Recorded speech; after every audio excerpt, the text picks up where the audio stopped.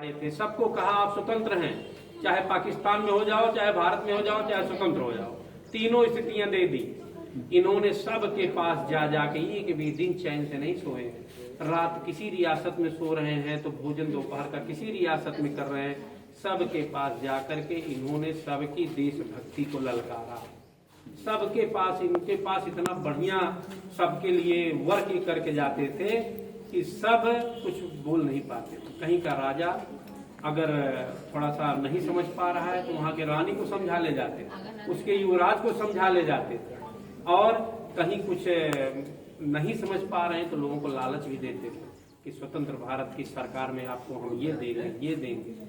कुछ इस ढंग से करके फिर जो कुछ नहीं समझते थे तो उन्हें डराते भी थे कि मैं सैनिक कार्रवाई करके तुम्हारे राज्य को मिला लूंगा, किसी काम के नहीं रहोगे। ऐसा करना आसान काम नहीं है सबके लिए। और 3 रियासतों ने नहीं माना, उसके बारे में हम लोग नाको चने चबाए। एक जूनागढ़, एक हैदराबाद और एक जो है हमारी कश्मीर। कश्मीर का रोना तो आज तक हम लोग रो रहे हैं। कश्मीर हमारा है, हमारा है, ऐसा लग रहा है जैसे हमारा नहीं है, इतनी बार कहते हैं। जूनागढ़ की स्थिति आप लोग जानते हैं, वहाँ बहुसंख्यक जनता हमारी हिंदू थी और शासक मुसलमान था। जूनागढ़ अगर आज नहीं होता तो आधा गुजरात नहीं होता।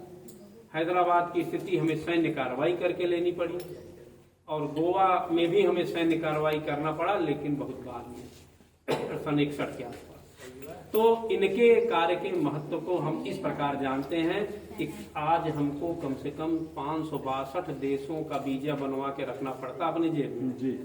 जो बम्बई चले जाते हैं, दिल्ली चले जाते हैं, हर जगह ऐसे नहीं जा पाते। जैसे यूरोप जाओ तो देखो कि 500 किलोमीटर बाद दूसरा देश शुरू हो जाता है।